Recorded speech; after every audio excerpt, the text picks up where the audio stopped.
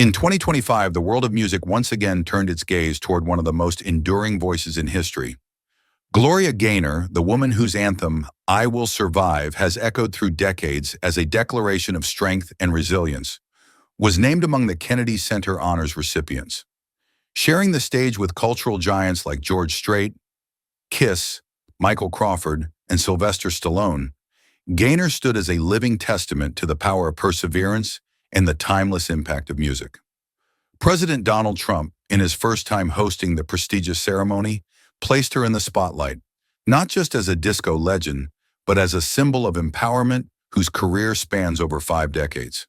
For Gaynor, this honor wasn't just another accolade. It was the culmination of a journey marked by extraordinary triumphs, personal hardships, and a voice that refused to be silenced. But before the awards, the headlines, and the global recognition, her story began far from the glittering lights of the stage. Gloria Fowles was born on September 7, 1943, in Newark, New Jersey, into a working-class family with deep roots in music. Her father played the ukulele and sang professionally, while her mother filled their home with the sounds of gospel, blues, and R&B. From an early age, Gloria was drawn to music, captivated by the power of a voice to move hearts and tell stories. Newark in the mid-20th century was a tough environment, and tragedy struck when her father passed away while she was still young. Despite financial hardships, Gloria's passion for music only grew. She began singing in school and church, nurturing the talent that would one day take her across the globe. As a teenager, she discovered the allure of jazz and soul, drawing inspiration from artists like Sarah Vaughan, Nat King Cole, and Dinah Washington. Music became both an escape and a dream, a way to transform her circumstances into something extraordinary. Her professional career began in the 1960s when she joined a local jazz and pop group called the Soul Satisfiers. While they found moderate regional success, Gloria's voice stood out, a rich, powerful contralto with a warmth and emotional depth that commanded attention. In 1971, she caught the eye of Columbia Records, releasing her first singles. Though they didn't top the charts, the experience introduced her to the music industry's inner workings. Gaynor was determined to keep going, confident that her big break was yet to come. That big break came in the early 1970s when she signed with MGM Records. The disco era was just beginning to take shape, and Gloria's commanding voice was perfect for the new, dance-driven sound. Her 1975 album, Never Can Say Goodbye, became a historic moment, not only for her career, but for music history. The title track soared up the charts, becoming one of the first songs to top Billboard's dance charts. But it was another song, released in 1978, that would forever define her legacy. I Will Survive was recorded almost by chance.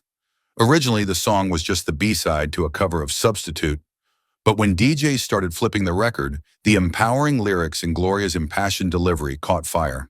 The song became an anthem, not just for heartbreak, but for anyone who had endured hardship and come out stronger. The timing couldn't have been more personal for Gaynor. Around that time, she was recovering from a serious back injury sustained in a fall on stage, an accident that left her unable to walk for months. Doctors feared she might never perform again. Yet, like the song's message, she pushed through the pain, determined to return.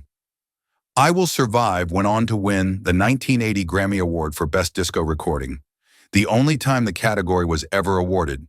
It became a cultural touchstone, embraced by the LGBTQ+ community, feminist movements, and anyone needing a reminder that they too could endure. The 1980s brought both new opportunities and challenges. As disco began to fade in popularity, many of its stars struggled to adapt to changing musical tastes. Gloria, however, refused to be boxed in by a single genre. She continued touring internationally, recorded R&B and pop albums, and leaned into gospel music, where her soulful voice shone brightly. Her faith became a cornerstone of her personal and professional life. In the 1990s, she publicly spoke about her Christian beliefs and began incorporating gospel influences into her work. This shift brought her a new audience, proving she could thrive far beyond the disco dance floor.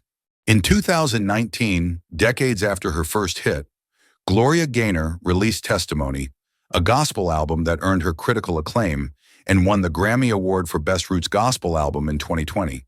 It was a triumphant reminder that her artistry was as strong as ever. She also became a cultural ambassador of sorts, performing around the world and often serving as a symbol of resilience.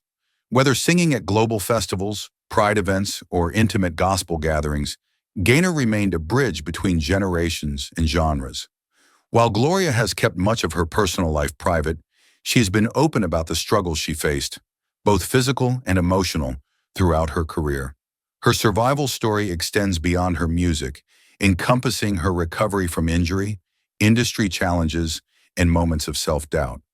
She has used her platform to advocate for causes close to her heart, including women's empowerment, health awareness, and LGBTQ+ rights. Her belief in the unifying power of music has shaped her outreach, making her not just a performer, but a force for social connection. The Kennedy Center recognition in 2025 felt like a full-circle moment. It was a celebration not just of one hit song, but of a lifetime of dedication to her craft. Standing alongside fellow honorees from vastly different artistic worlds, Gaynor's presence underscored the universal reach of music and the enduring relevance of her message. Her speech during the ceremony was short but powerful, thanking her fans for believing in the power of survival and dedicating the honor to everyone who has ever been told they can't.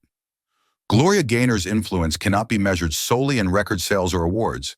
Her voice became a rallying cry for empowerment, her lyrics a source of comfort in times of struggle. "I Will Survive" has been covered, remixed, and reinterpreted countless times, yet no version carries the same authenticity as hers. Today, she stands as one of the few artists to successfully transcend the label of disco star to become a timeless cultural figure. Her journey from Newark's modest neighborhoods to global stages reminds us that survival isn't just about enduring hardship. It's about thriving in spite of it. As the lights dimmed at the Kennedy Center in 2025, and applause filled the room, it was clear that Gloria Gaynor's story is far from over. In every note she sings, she continues to prove the words she made famous nearly half a century ago. "We will survive."